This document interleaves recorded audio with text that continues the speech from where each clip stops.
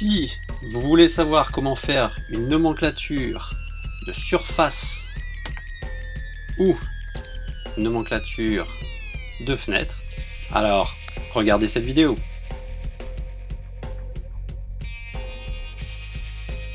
Bonjour les archicadiens, aujourd'hui vidéo sur les nomenclatures suite à la demande de Eric et Raphaël qui m'ont demandé si je pouvais faire une petite vidéo sur les nomenclatures. Donc pour ça j'ai repris un petit peu mon plan de la Villa Savoie et du coup on va voir tout de suite pour déjà mettre des zones. On va voir aujourd'hui pour faire une nomenclature de zones, donc de surface.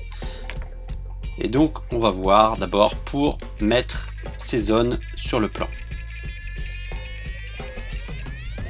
On va simplement poser nos zones dans chaque pièce. Si vous voulez des infos et des astuces exclusifs, n'oubliez pas de vous inscrire au club des archicadiens, le lien dans la barre de description. Donc pour le moment, je place mes zones sur toutes mes pièces et ensuite je les renomme par rapport au nom de la pièce dans laquelle je l'ai mis, tout simplement. Ok. Bon, une fois que nous avons fait toutes ces zones, on va aller les ranger. Alors par exemple, ici, les chambres sont dans les catégories de zones, vous voyez que c'était mis en jour, on va aller les ranger en nuit. Donc ça va changer la couleur. Garage, buanderie, on va dire que c'est des pièces annexes. On va dire que c'est... Allez, on va ranger dans le grenier cave. Donc ici, pièce de jour, pièce d'eau. Ok. On va aller au premier étage, on va faire la même chose. Donc ici, c'est des pièces de nuit.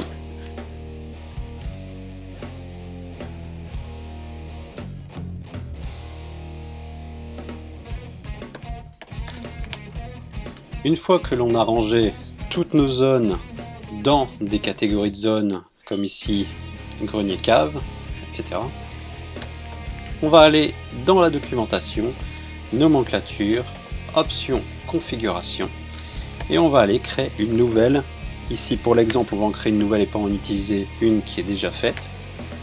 Donc on va par exemple, une nouvelle configuration, surface, Villa Savoie.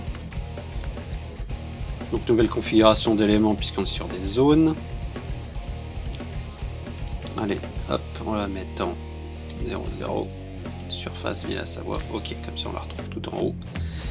Ensuite, on va demander à rechercher des types d'éléments. Ces types d'éléments vont être tout simplement nos zones. Voilà. On va pas mettre plus de critères que ça. Sauf si on voudrait par exemple enlever, alors on va le voir ensuite après, enlever des éléments de zone en particulier. Ok. Donc on va ajouter des champs. Alors ici, la plupart du temps on arrive sur général, on va aller dans zone, on va aller mettre notre catégorie de zone, ensuite notre nom de zone, et pour finir, on va mettre la superficie mesurée. Ok. Donc, on veut que ce soit rangé par catégorie de zone. On veut la superficie. On veut un total pour le nom de zone, donc pour la superficie mesurée. Ok. Tac. Documentation. On va retourner sur notre nomenclature, autre nomenclature. On va aller chercher notre nomenclature pour l'ouvrir. Hop, ouvrir. Donc on arrive sur un tableau de ce type. On va avoir, alors, tac, zone. Donc double clic pour pouvoir agrandir nos différents éléments. Alors ici vous avez le rangement par catégorie de zone. Ok. Ensuite nom de zone, donc à chaque catégorie vous avez des noms de zone qui correspondent et une surface totale qui est calculée. Ok. ici, je voudrais avoir une simplification, c'est-à-dire je veux pas tout plein de jour, grenier, cave, extérieur, etc. Je peux fusionner éléments uniformes pour qu'à chaque fois qu'il y ait quelque chose qui se calcule, qui est ajouté, qui est identique, qui soit simplifié en un seul. Ensuite, si je fais afficher en tête, dans ce cas-là, au niveau de la catégorie de zone, mes catégories de zone se simplifient et du coup, j'ai pas tous les éléments de catégorie de zone qui s'affichent les uns derrière les autres et du coup, mon tableau est beaucoup plus clair pour présenter, par exemple, au client. Donc voilà pour la nomenclature de surface par rapport aux zones. Ensuite, comme on m'a demandé plusieurs types de nomenclature, je vais vous faire une nomenclature de fenêtres. Alors dans la ville à Savoie, justement, on en a énormément de fenêtres, donc ça va permettre de faire une grosse nomenclature. Alors pour une nomenclature de fenêtres, tac, je vais dans nomenclature, option configuration. Alors vous avez déjà des éléments d'inventaire de fenêtres.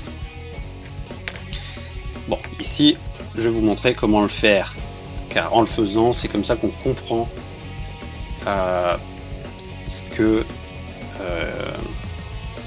comment les créer. Quand on les crée, on comprend comment ça réagit. Donc, allez, 0,0 fenêtre. Ok. Donc, dans mes types, je vais mettre mes fenêtres. Ok. Ensuite, je sais que j'ai peut-être des fenêtres vides. Donc, on va simplement faire ajouter un critère.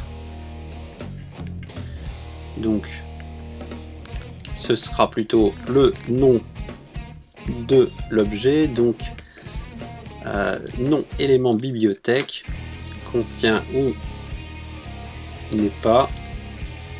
Ici, le gros problème, c'est qu'à chaque fois, il faut du coup aller chercher ouverture fenêtre simple, documentation, nomenclature, option de configuration, fenêtre, et pas ouverture.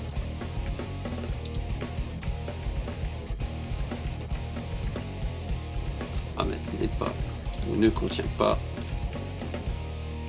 ouverture. Ok. Ensuite, on va ajouter des visuels pour les fenêtres. Alors, on peut très bien demander à voir plusieurs éléments. Donc ici, j'ai demandé à avoir l'idée de l'élément.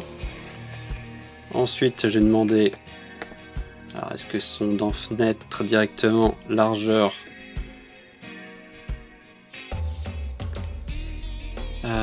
largeur ouverture,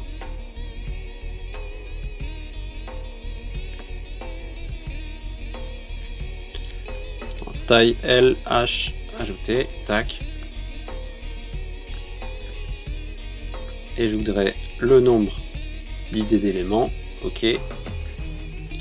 Ok, on va aller dans nomenclature, autre nomenclature, on va ouvrir notre nomenclature qu'on vient de faire, ok. Donc, alors, tac, tac. Donc déjà, nous avons les différents types de fenêtres. On peut, de la même façon que tout à l'heure, afficher les en-têtes ou les fenêtres qui sont identiques.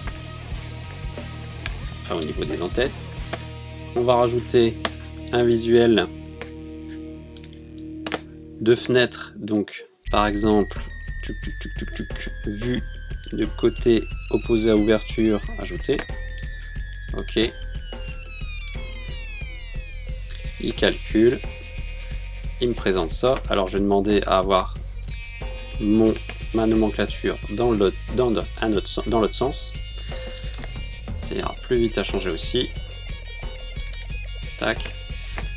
Donc, si, hop, je vais fermer cette fenêtre. Donc à chaque fois, le souci c'est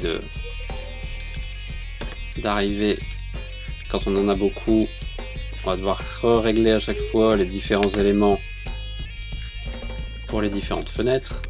Donc ici par exemple, je pourrais très bien FG. Donc je vais appeler ça des fenêtres gris. 1. Gris. 2. FG 3 et FG 4. Donc ici, dans cet élément de nomenclature, vous pouvez en plus renommer vos fenêtres au fur et à mesure. Alors pourquoi il ne veut pas? Je vais demander à rajouter des cotations. Donc, alors, tac. Donc, dans ce type de fenêtre, je vais demander les options de cotation. Alors, dans les options de cotation, taille trou du mur, en dessous à droite, sens ligne cote, ok, admettons, on va essayer, on verra bien. Ajouter cote. Dans ce cas-là, j'ai des cotes qui s'affichent. On va les mettre un petit peu plus loin. Ok. Et à chaque fois, il faudra réaligner pour avoir un bon espace autour de chacune de vos fenêtres. C'est ça qui est le plus chiant, je dirais. C'est d'avoir vraiment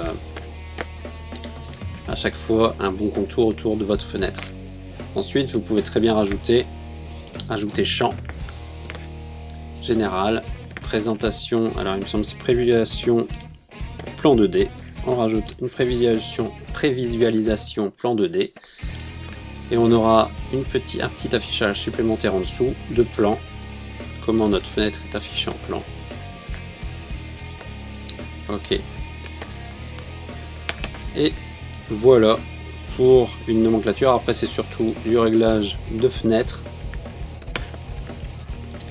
Alors après si vous changez et si vous rechangez, ça va retombe dessus. Mais par contre ici c'est un peu le bordel je trouve dans ce sens là. Donc je préfère dans ce sens là. Peut fusionner éléments et afficher des en-têtes en fonction des fenêtres qui ont les mêmes noms après. Donc de la même façon qu'on avait fait sur la nomenclature de surface.